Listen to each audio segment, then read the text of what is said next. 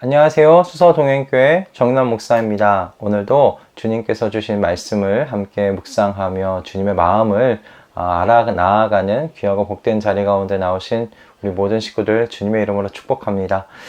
오늘 이제 출애굽기 2번 남았는데요. 출애굽기 40장의 말씀입니다. 이 말씀 가지고 주님께서 어떤 또 은혜를 또 어떤 또 결단의 말씀을 주실지 기대함으로 우리 함께 주님께서 주신 말씀을 묵상하는 자리 가운데 나아가도록 하겠습니다. 우리 함께 기도하겠습니다. 하나님 아버지, 오늘도 주님의 말씀 앞에 우리를 서게 하시니 감사합니다. 주님, 저희가 주님의 말씀을 하루하루 읽고 묵상해 나아가면서 주님의 모습을 닮아가기를 소원합니다. 주님의 마음을 또 닮아가기를 소원합니다. 그래서 우리가 살아가는 이 세상 속에서 하나님 나라 백성으로서 거룩하게 살아갈 수 있도록 주님 은혜 허락하여 주시옵소서. 은총 내려 주시옵소서. 오늘 우리에게 주신 말씀을 가지고 주님께서 우리의 삶을 주님 나라에 맞는 주님의 백성다운 그런 모습으로, 그런 삶으로 빚어 가시는데 사용하실 것을 믿으며 우리 주 예수 그리스도의 이름으로 기도드립니다. 아멘. 예, 오늘 우리에게 주시는 하나님의 말씀은요, 출애굽기 40장 1절부터 33절까지의 말씀입니다. 출애굽기 40장 1절부터 33절까지의 말씀인데요. 저희가 함께 좀 봉독하면서 좀 보고 싶은 것은 1절부터 16절까지 우리 함께 봉독하고요. 그리고 33절 전체 내용을 우리 함께 좀 보았으면 합니다. 우리 1절부터 16절까지 제가 봉독하도록 하겠습니다. 주님께서 말씀하셨다. 너는 첫째 달 초하루에 성막 곧 회막을 세워라. 그리고 거기에 증거 궤를 들여놓고 휘장을 쳐서 그 궤를 가려라. 또 너는 상을 가져다가 격식대로 차려놓고 등잔대를 가져다가 그 위에 등잔불을 올려놓아라. 또 금 분향단을 증거궤 앞에 놓고 성막 어귀에 휘장을 달아라. 번제단은 성막 곧 회막 어귀 앞에 가져다 놓아라. 회막과 제단 사이에는 물두멍을 놓고 거기에 물을 채워라. 회막 주위로 울타리를 만들고 거기에 휘장을 치고 동쪽 울타리에다 낸 정문에는 막을 들이워라. 너는 예식용 기름을 가져다가 성막과 거기에 딸린 모든 것에 발라서 성막과 그 모든 기구를 거룩하게 구별하여라. 그러면 그것이 거룩하게 될 것이다.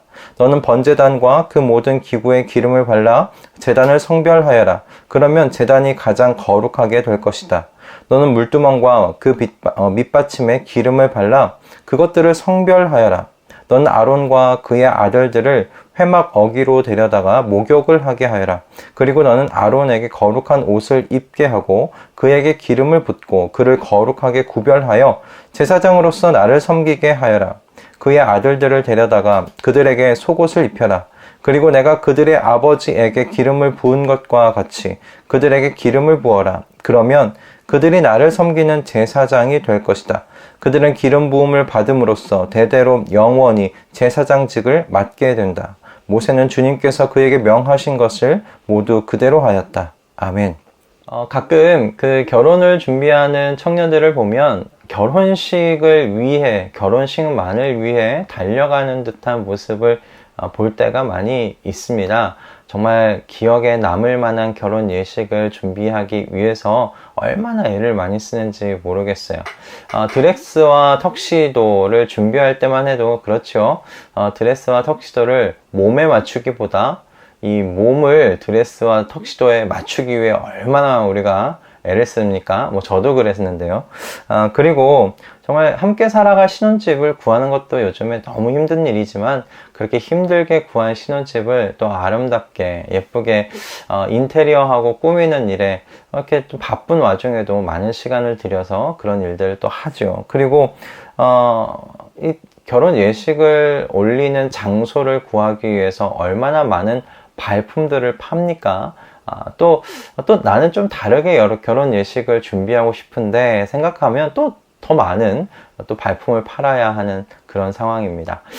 그리고 혼인을 위해서 웨딩 사진 준비하는 것, 스튜디오 촬영하는 것, 그것을 위해서도 얼마나 많은 또 준비를 하고 애를 씁니까? 저는 이렇게 결혼식을 준비하는 것에 대해서 뭐 잘못됐다 이야기하고 싶은 마음은 전혀 없습니다. 평생에 한 번 있는 결혼식인데 잘 준비해야죠. 뭐 평생에 한 번의 결혼식인데 기억에 남을 만한 혼인 예식 준비해야죠.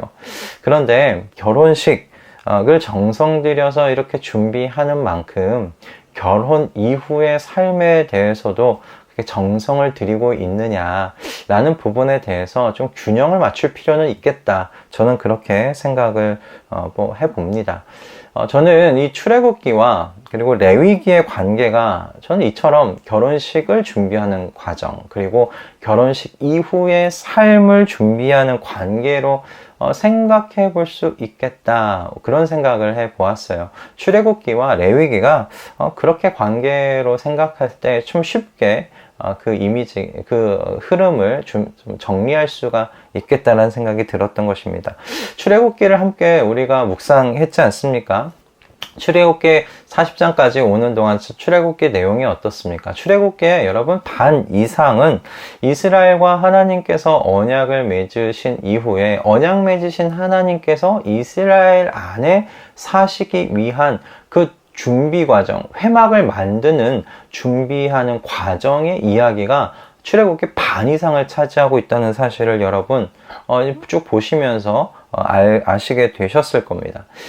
이집트에서 나오는 이 출애굽기 이야기를 생각하면 대부분은 10가지 재앙과 홍해바다, 홍해를 갈라 그 위를 이렇게 걸어 나오는 이스라엘을 떠올리기 참 쉬운데 출애굽기에서 그 부분에 대한 내용은 좀 더 명확하게 이야기하자면 15장까지의 내용입니다. 40장 중에 15장이에요. 그렇게 보면 여러분 출애굽기가 애굽에서 나올 때 10가지 재앙과 홍해바다 사건만으로 이야기하기에는 좀 무리가 있겠다. 우리는 그렇게 생각해 볼 수가 있겠어요. 나머지 전체 절반의 이야기는 여러분 하나님께서 이스라엘 안에서 사시기 위한 회막 건설과 관련된 내용입니다.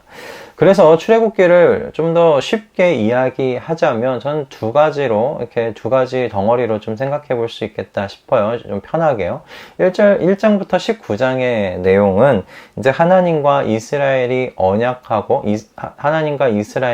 언약, 즉 혼인 관계를 맺기 위해서 이스라엘이 그 종된 나라 이집트에서 나오는 이야기입니다.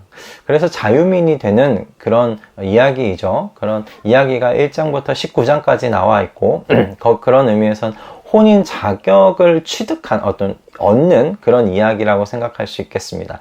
그리고 20장부터 40장의 이야기는 이제 하나님과 혼인 관계를 맺는 이 이스라엘이 하나님과 함께 살기 위한 준비를 하는 이야기다. 그렇게 여러분 생각하실 수 있겠어요. 즉 회막을 만드는 일이죠. 하나님께서 오셔서 함께 사실 곳을 만드는 이야기.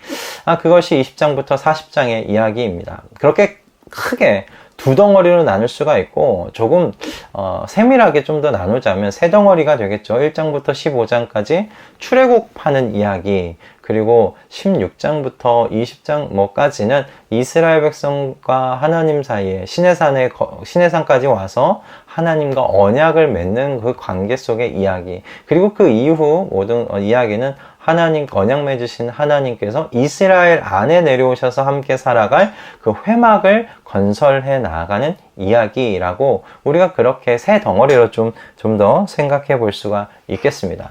이처럼 저는 출애굽기는 종살이 하던 이스라엘 백성이 자유인이 되어 시내산 아래에서 그들을 이끌어낸 하나님과 언약을 맺어 혼인관계가 되고, 이 혼인관계가 된 이 이스라엘 안에 하나님께서 오셔서 사시기 위한 회막을 만드는 그런 의미에서 함께 살아가는 그 삶을 시작하기 전까지의 그 준비 과정의 이야기가 이 출애굽기라고 우리가 이렇게 생각해 볼 수가 있겠어요.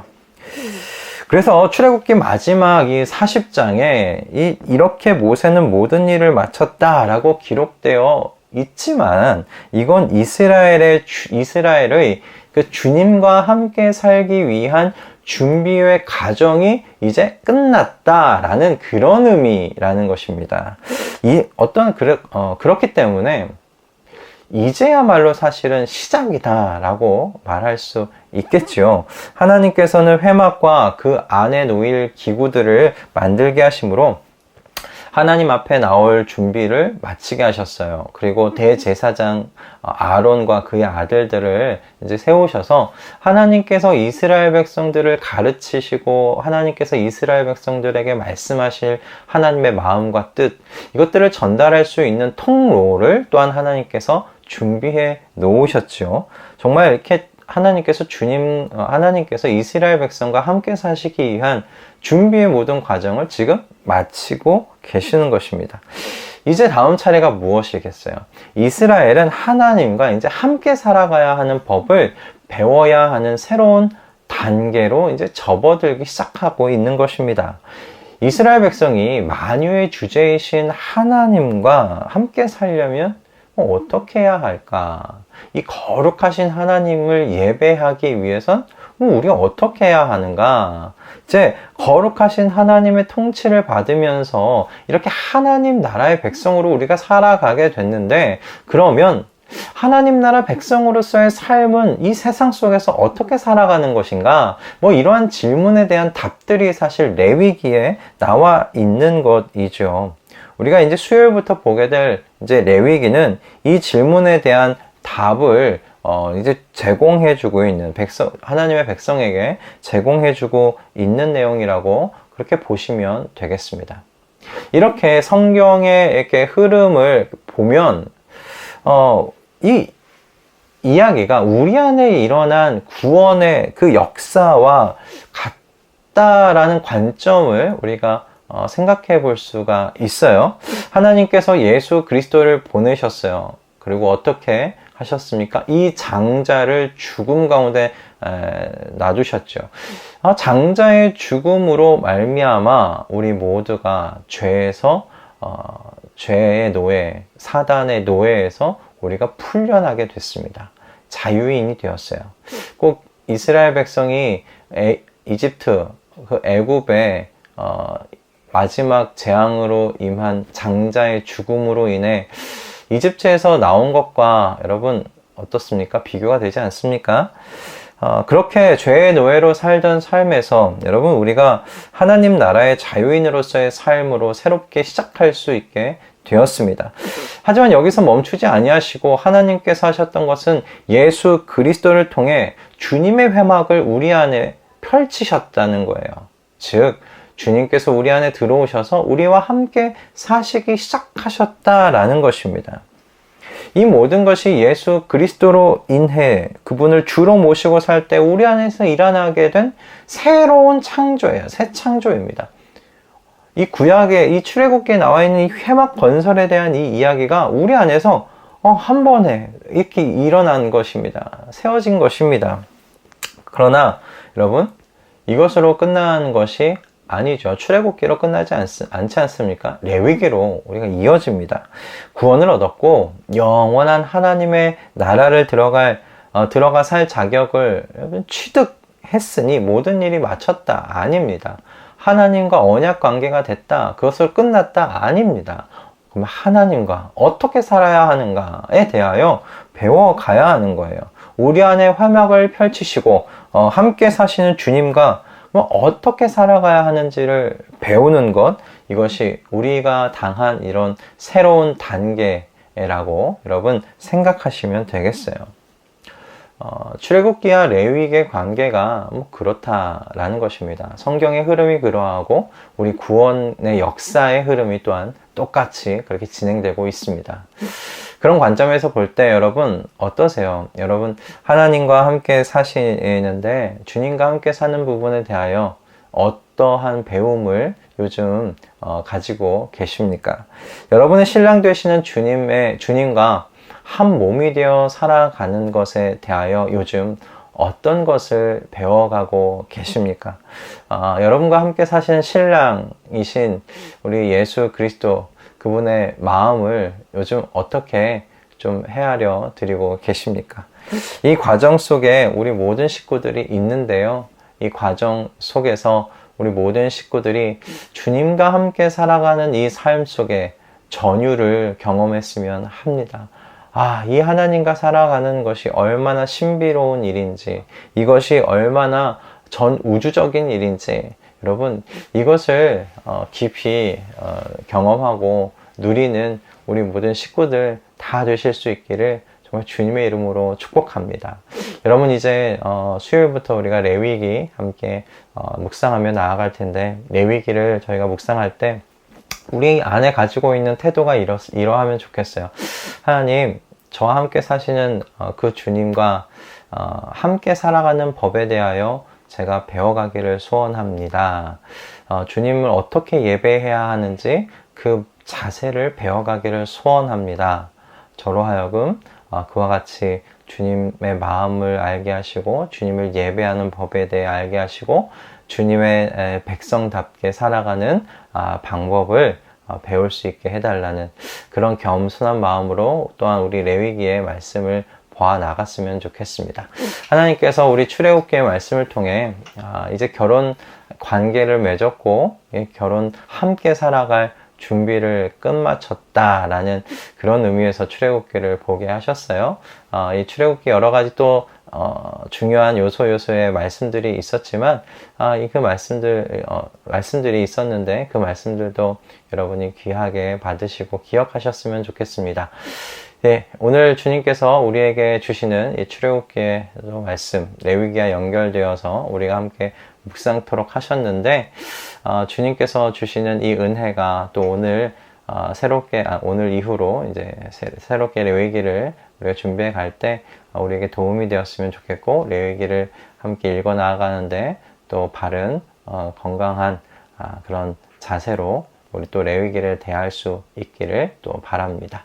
하나님께서 오늘 우리에게 주신 은혜대로 또 오늘 하루 또 승리하시고요. 주님께서 주신 말씀으로 우리는 또 내일 아침에 이 자리 가운데서 만나도록 하겠습니다. 기도하겠습니다.